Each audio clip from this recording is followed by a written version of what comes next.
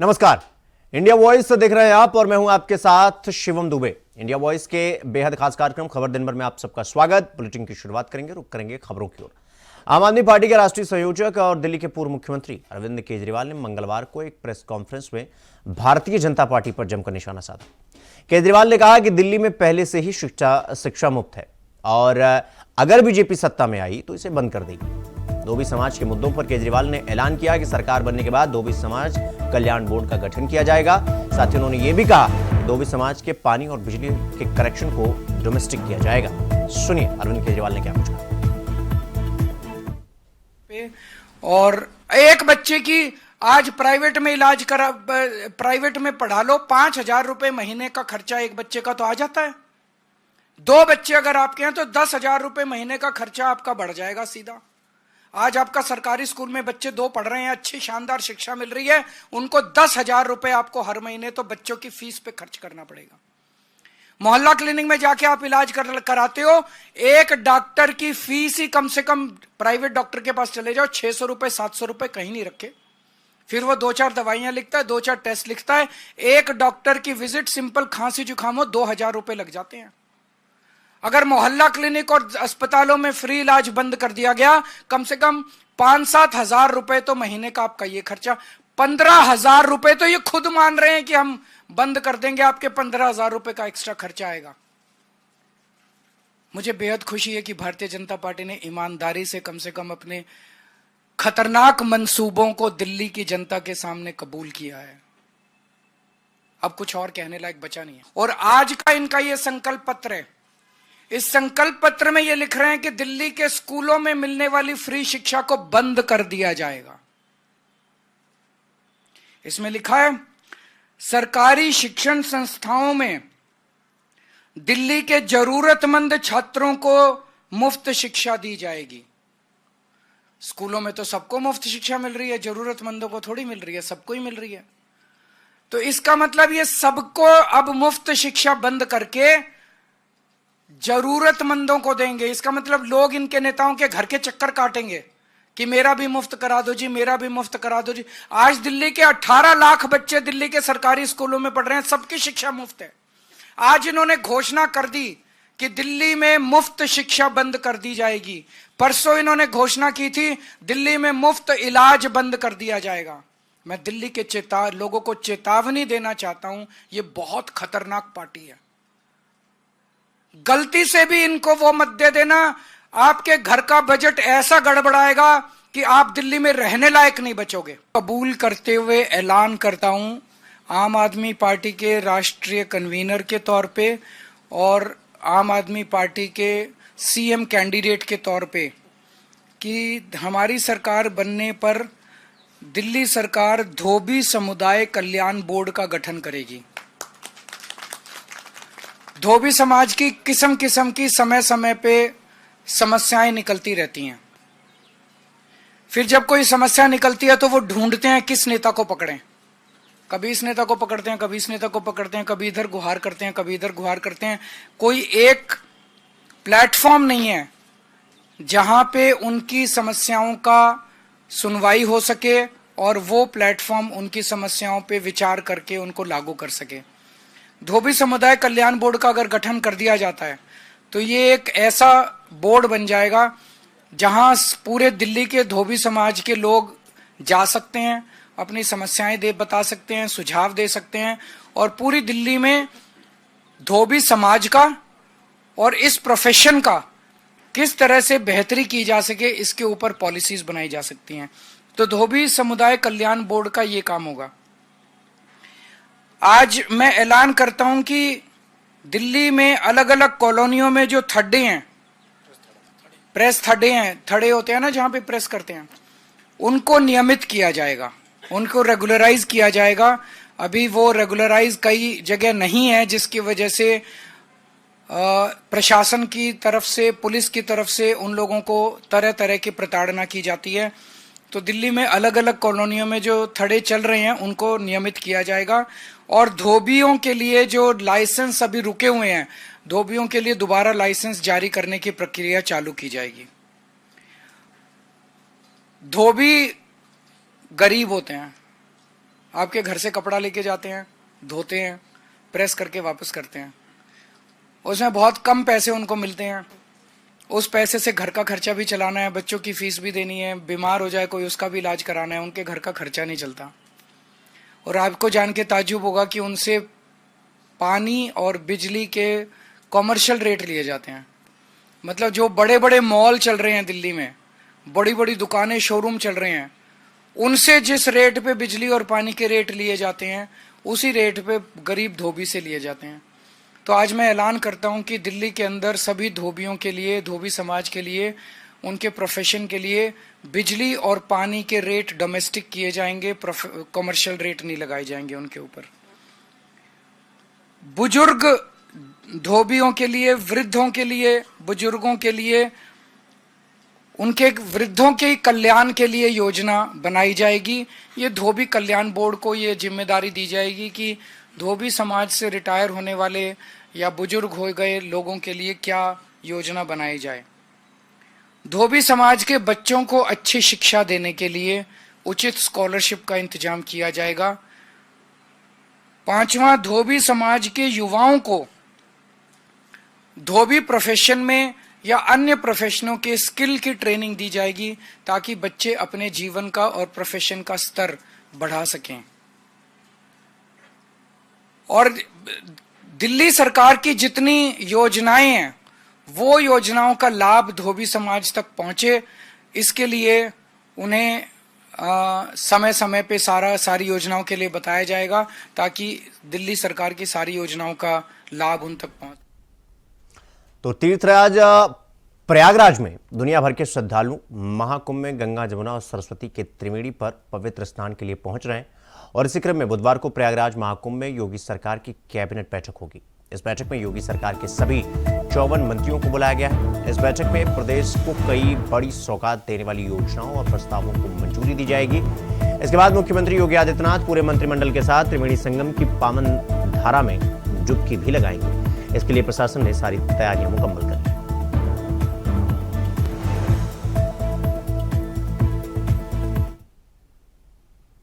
तो दिल्ली में विधानसभा चुनाव की तैयारियां जोरों पर हैं। 5 फरवरी को मतदान होना है और 8 फरवरी को चुनाव की घोषणा होगा। ऐसे में आम आदमी पार्टी, भाजपा और कांग्रेस आमने सामने आ चुकी हैं। तीनों ही पार्टियों के नेता एक दूसरे पर जमकर हमले कर रहे हैं। इस बीच कालकाजी क्षेत्र के प्रतिष्ठित समाजसेवी महावीर बसोया आम आदमी पार्टी में शामिल होने जा रहे हैं। दिल्ली के मुख्यमंत्री आतिशी ने कहा, आज हमें खुशी है कि कालकाजी के एक प्रतिष्ठित समाजसेवी महावीर बसोया आम आदमी पार्टी ज्वाइन कर रहे हैं। कोरोना के दौरान मृतकों के अंतिम संस्कार की बड़े स्तर पर उन्होंने व्यवस्था की थी। घायल गायों की सेवा और उपचार के लिए भी ये काम करते हैं। एमसीडी चुनाव में श्रीनिवास पुरी वार्ड से निर्दलीय चुनाव लड़े। बीजेपी का एक ही नारा, रावण है आदर्श हमारा। तो उनके आदर्श रावण है। मैं बहुत हैरान हूं कि पूरी की पूरी भारतीय जनता पार्टी उपवास कर रही है, अनशन कर रही है। किस बात पे? कह रहे रावण का अपमान कर दिया, रावण का अपमान कर दिया। अजीब हाल है, अजीब हाल है। इसका मतलब साबित हो गया कि भारतीय जनता पार्टी रावण को अपना वंशज मानती है। इसलिए मैं दिल्ली के लोगों से कहना चाहता हूं, इनसे सावधान रहना। ये तो रावण के अपमान पे मैदान में आ गए। बताइए, इनका असली चरित्र चुनाव के पहले दिल्ली और देश के लोगों को पता चल गया। उपवास कर रहे हैं भाजपाई, कह रहे केजरीवाल जी ने रावण का अपमान कर दिया। और क्या कहें इससे ज्यादा? बीजेपी का एक ही नारा, रावण है आदर्श हमारा। महावीर भाई अपने तमाम साथियों के साथ आम आदमी पार्टी परिवार में शामिल हो रहे हैं। और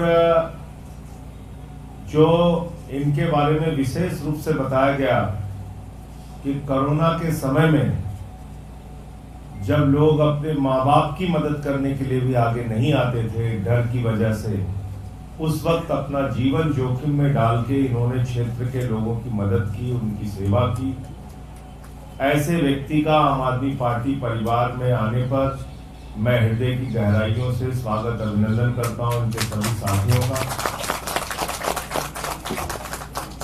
एक ही बात मैं कह सकता हूं कि यहां आपके लिए काम करने का, लोगों की सेवा करने का अपार अवसर है।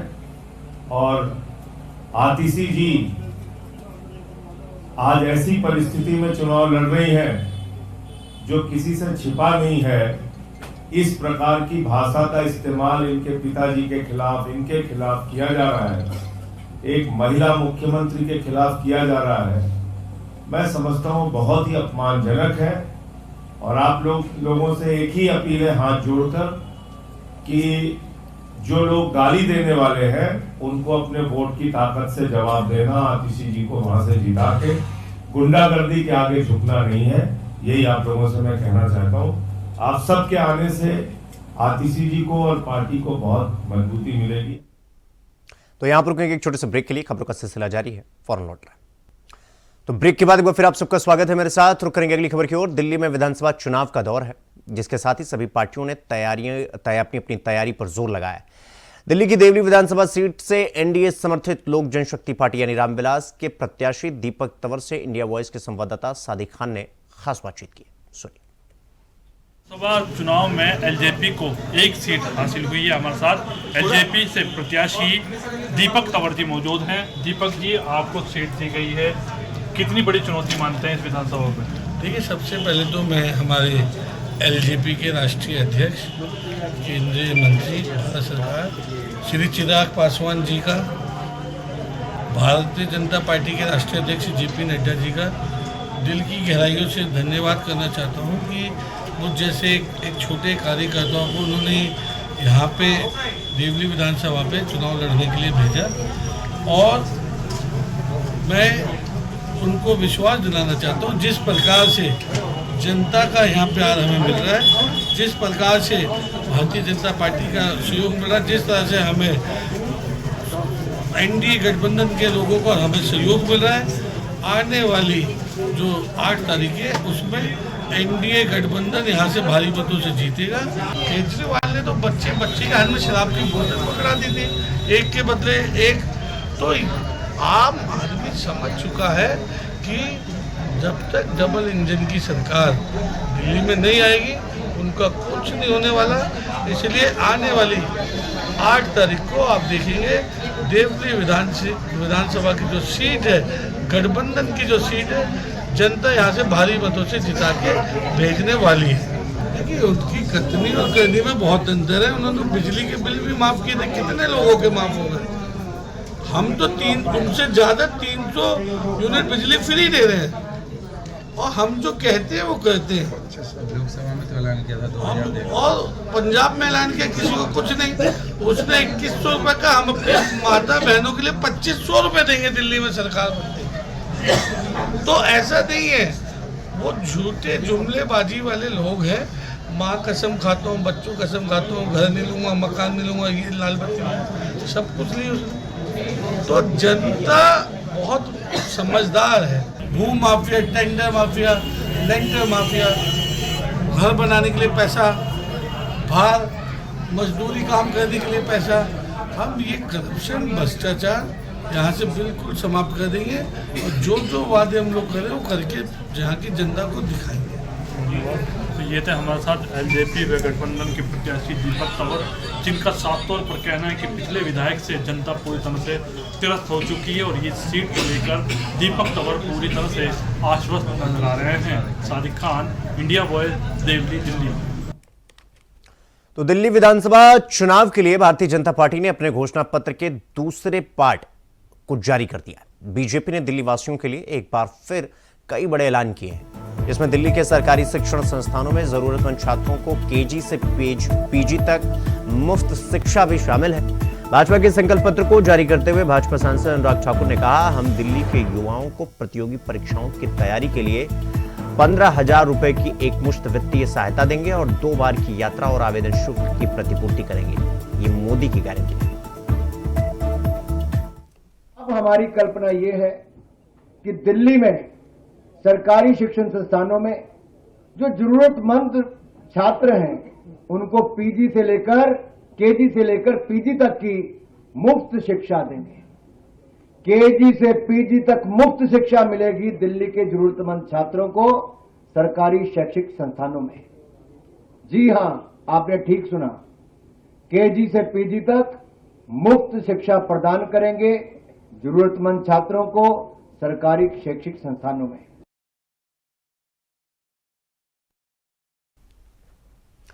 वहीं बॉलीवुड एक्टर सैफ अली खान को 5 दिन बाद मंगलवार को लीलावती अस्पताल से डिस्चार्ज कर दिया गया है और 15 जनवरी की रात करीब 2:30 बजे उन पर चाकू से हमला किया गया था। सैफ के गले और रीढ़ में गंभीर चोटें आई थी।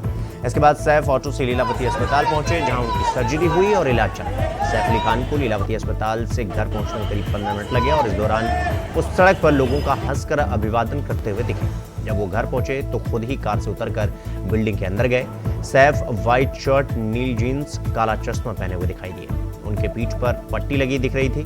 उनके घर के बाहर भारी सुरक्षा व्यवस्था है, बैरिकेडिंग की गई है। सैफ अब सदगुरु शरण अपार्टमेंट में नहीं रहेंगे, जहां उन पर हमला किया गया था। पास ही फॉर्चून हाइट्स इमारत में उनका सामान शिफ्ट कर दिया गया है। ये एक्टर का दफ्तर है।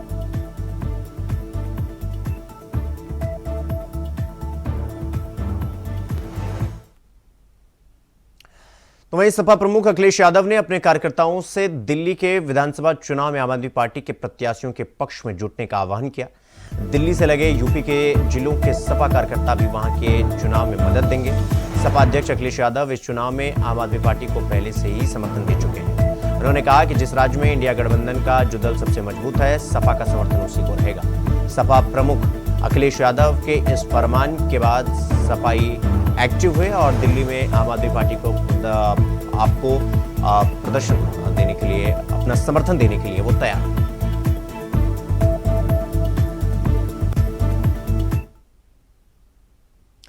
तो वहीं आम आदमी पार्टी के मुखिया और दिल्ली के पूर्व मुख्यमंत्री अरविंद केजरीवाल ने एक चुनावी सभा में रामायण के एक प्रसंग का जिक्र किया, जिसको लेकर अब वो ट्रोल हो रहे हैं।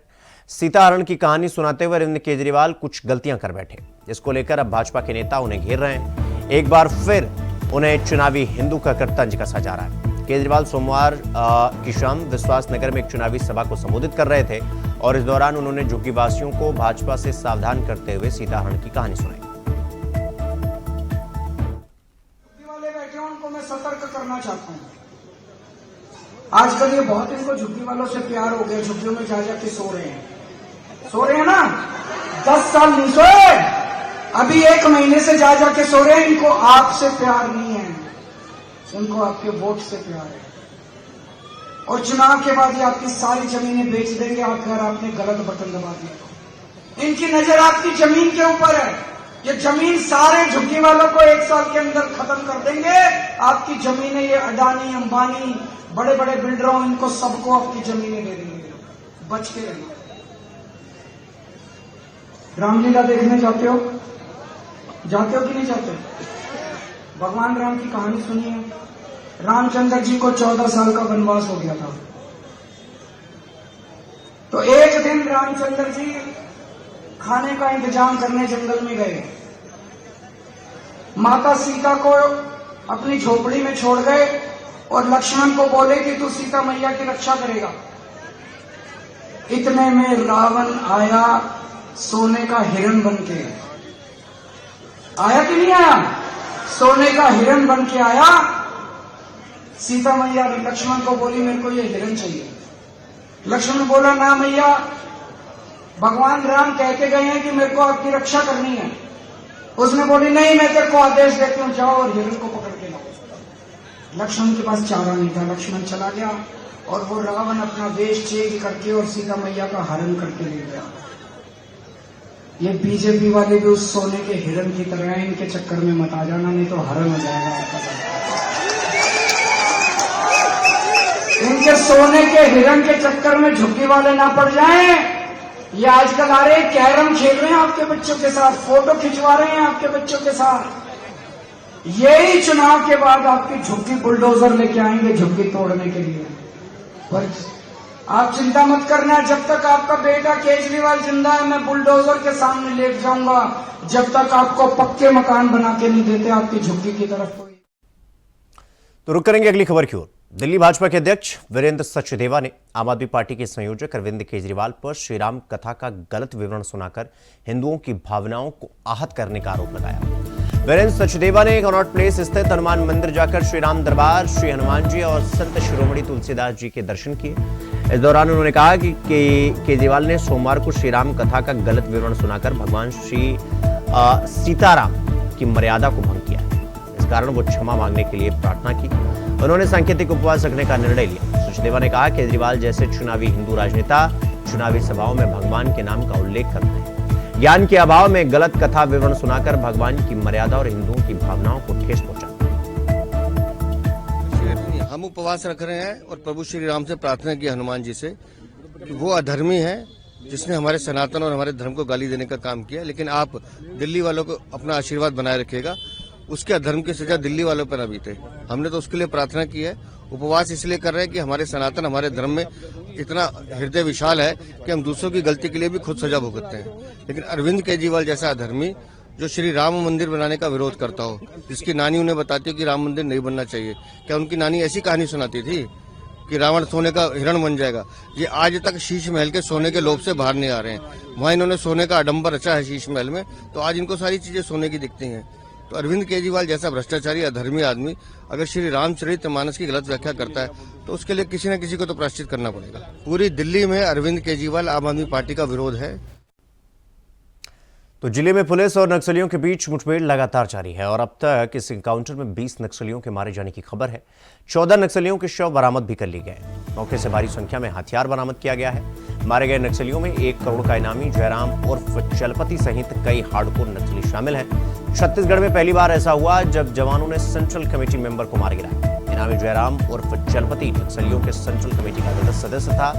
इधर जवानों को मिली सफलता और सीएम साहब और गृह मंत्री विजय शर्मा ने बधाई दी। नक्सलियों की मौजूदगी की सूचना के बाद छत्तीसगढ़ और ओडिशा की ओर से ज्वाइंट ऑपरेशन चलाया गया था। इसमें 10 टीम एक साथ निकली थी और 3 टीम ओडिशा से, 2 टीम छत्तीसगढ़ पुलिस से और 5 सीआरपीएफ टीम इस ऑपरेशन में शामिल थी। जवान क्षेत्र में सर्चिंग अभियान पर निकले थे, तभी नक्सलियों ने उन पर हमला किया। जवानों ने मुंहतोड़ जवाब देते हुए 20 माओवादियों को ढेर कर दिया। गृहमंत्री अमित शाह ने जवानों को बधाई देते हुए कहा कि भारत में नक्सल अंतिम सांस ले रहा है। मार्च 2026 तक भारत नक्सल मुक्त होगा।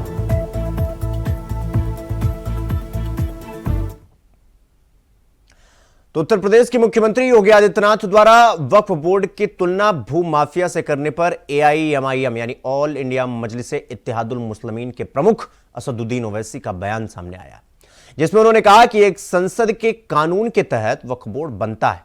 वो संवैधानिक पोस्ट पर रहकर ऐसी बातें करते हैं तो मैं उनके बयान की निंदा करता हूं। उनका काम सिर्फ नफरत फैलाना है और वो वही काम कर रहे हैं। यूपी में वक्फ संपत्तियों की गजट सूचना किसने जारी की? सरकार गजट अधिसूचना जारी करती है। यूपी में 95% वक्फ संपत्तियां वक्फ बाय यूजर है। अब जो ये बिल आया है, इस बिल में आप वक्फ यूजर को निकालेंगे तो उन संपत्तियों की स्थिति आखिर क्या होगी? पार्लियामेंट के कानून के तहत वक्फ बोर्ड बनता है, स्टैट्यूटरी बॉडी है। उसके ताल्लुक से एक संवैधानिक पोस्ट पर रहकर इस तरह की वाहियात बात वो करते हैं, तो वो मैं इसका कंडेम करता हूँ। और वो क्यों कह रहे हैं? इसलिए कह रहे हैं कि वो नफरत की फिजा जो है मुसलमानों के खिलाफ उसको और फैलाना चाहते हैं।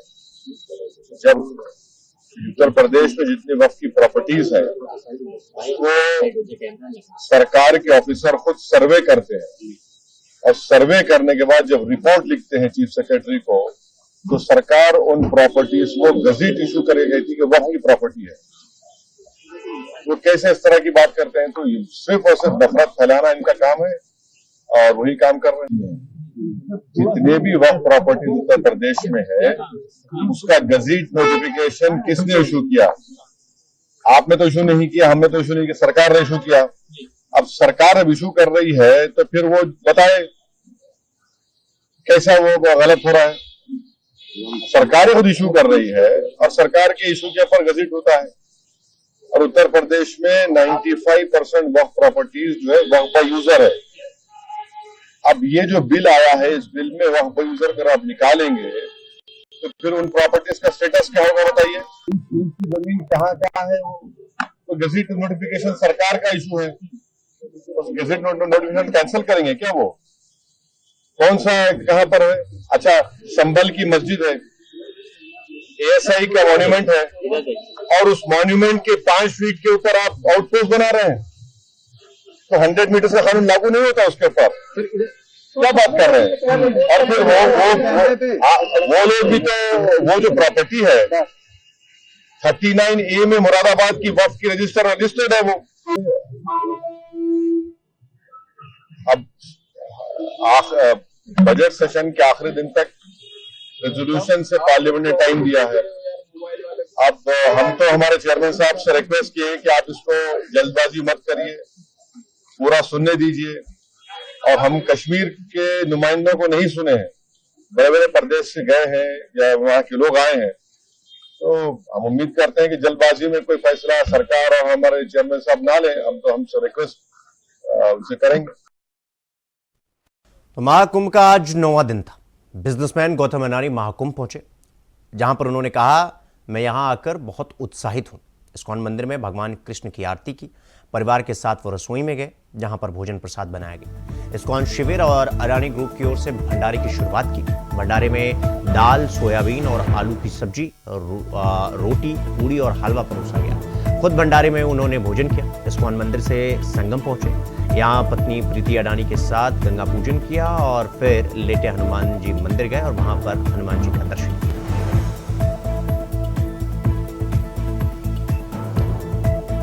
तो महाकुंभ में आज गौतम अडानी पहुंचे और जहां पर उन्होंने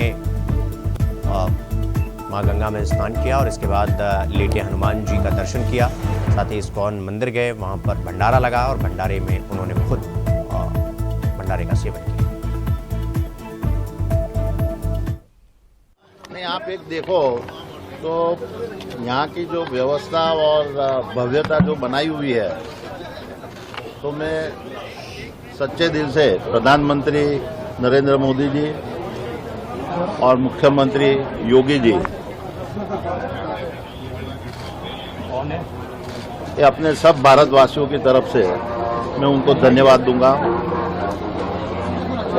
और उत्तर प्रदेश का प्रशासन एंड खास करके पुलिस कर्मचारी, सफाईगण, जिस तरह से इतने करोड़ों की तादाद के अंदर लोग यहाँ आते हैं और जिस तरह से व्यवस्था रखी हुई है, ये मेरे हिसाब से मैनेजमेंट इंस्टीट्यूट और कॉर्पोरेट हाउस के लिए भी एक रियली संशोधन का विषय है। तो दिल्ली चुनाव के बीच आम आदमी पार्टी को बड़ा झटका लगा है। पार्टी के कुछ नेताओं ने भारतीय जनता पार्टी का दामन थाम लिया। बीजेपी नेता मनोज तिवारी और हर्ष मल्होत्रा ने प्रेस कॉन्फ्रेंस करते हुए नए सदस्यों को भारतीय जनता पार्टी ज्वाइन करवाई। आम आदमी पार्टी के पूर्व विधायक श्रीदत्त शर्मा, 2 बार की काउंसिलर रेखा रानी, सांसद संजय सिंह के प्रतिनिधि विजेंद्र चौधरी और पूर्व काउंसिलर शिल्पा कौर ने भारतीय जनता पार्टी का दामन थाम लिया।